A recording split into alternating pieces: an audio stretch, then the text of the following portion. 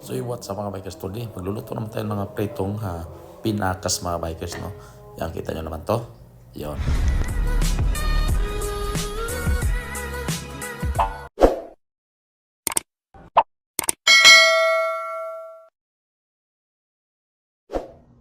So yun dito mga bikers, mag-edit muna tayo ng kawali mga bikers bago tayo maglagay ng mantika para didikit yung prito nating pinakas.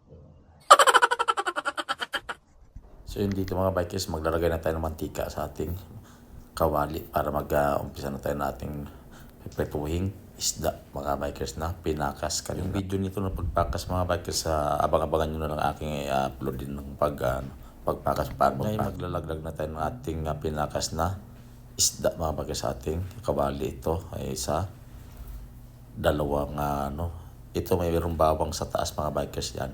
Kita nyo na itong bawang mga bikers yan, kita nyo. Bali unang salang ko tatlo makaganda.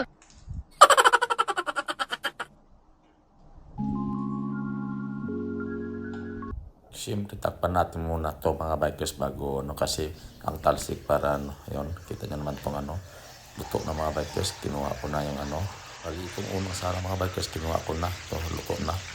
Ngayon lilipat na natin to sa ating lagayan na tupperware mga bikers dahil yung tatlo na to ay luto na ito.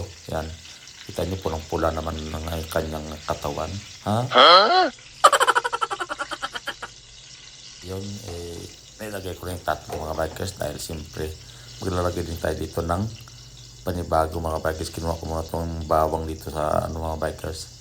Ngayon lalagay natin itong pangalawang salang. Yan, nilagay ko na kagad yung una, pangalawa, at saka yung pangatlo mga bikers. Siyempre inayos ko muna yan. Okay na. Siyempre sasalang na natin itong mga bikers yung pangalawang salang natin. Nasama pa yung ating yung ating tissue dito sa pangtakip. Tinatakpan ko itong mga bikers. Yan, kita nyo naman to. Siyempre binaliktad ko muna dito pangalawang salang ko mga bikers para maluto ng maigi. Kita nyo naman na pula na yung sa bandang gitna, pero kailangan sabay-sabay yung kanyang pagkaluto mga bikers para medyo presko ang pagkain natin dito. Babalik ko na to. Yan, tatakpan muna natin.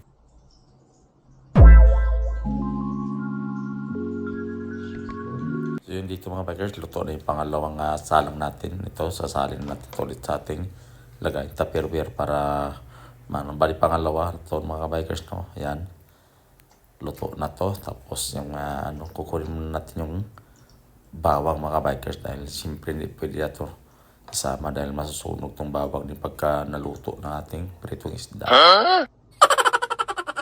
Bali dito, pangatlong salang na natin itong mga bikers. Lalagay na natin itong ating isda ulit sa pangatlong salang. Yan, pangalawa na itong ating pangalawang lagay. Ito pangatlo, yan. Bali ang niluto pala natin itong mga bikers ay 10 piraso to yung ating pinakas na isda kanina. Abang-abang nyo paano pagpakas nito mga bikers, no. Sasalin na natin dito sa lagayan para atin na ulit itong takpan mga bikers para hindi tatalsik yung ating pritong isda dito sa dingding mga bikers. Yan, tinakpan ko na muna ito. Oh shit! Oh shit! So yun dito mga bikers, kinuha ko yung pangatlong salang. Babaliktadin ko muna to dahil siyempre luto na yung bandang side. Ito kabilang side naman, pinaliktad ko ng mga bikers, tapos ibabalik din natin pagkatapos baliktad dito sa isda na to para malutong maigi mga bikers, no. Yan, kita nyo. Yan, babalik na natin ito. Ginagawa mo! So yun dito mga bikers, luto na. Yan, ilalagay natin dito ulit sa ating lagayan mga bikers yung pangatlong salang mga bikers. Ito na, ilalagay natin ulit para igsasalang pa tayo pagkatapos nitong pangatlo na to dahil siyempre hindi talaga nawawala itong bawang mga bikers. Mayroon talaga kasi itong bawang ating nilutong prito mga bikers. Yan, okay na, ilalagay natin to yung pang-apat mga bikers at panghuli. Yan, itong na to, bali pang 10 na ito mga bikers, no? So yun dito mga bikers, tapos na tayo magluto mga bikers. Ito yung ating panghuling luto, pang 10 na ito mga bikers. So yun, bali tapos na tayo magluto mga, hanggang dito na ating video. So yun, tapos na tayo mga bikers na, tapos na tayo magluto mga prito.